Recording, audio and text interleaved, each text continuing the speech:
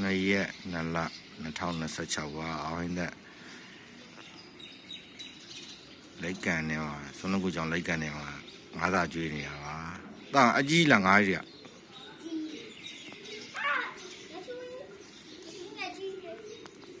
ငါကူရောလိတ်တွေရောကုန်းသွားပြီလားတဒီဘက်လေတူးပြီးထောင်းလာအောင်လေတော့ဖာနေရောက်ပါတော့ဖာနေရောက်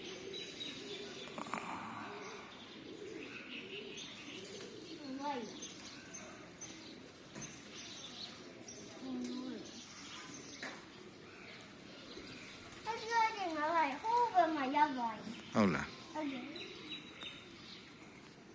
ဟာလားတမန်ပါဒီတိုင်းဆိုတော့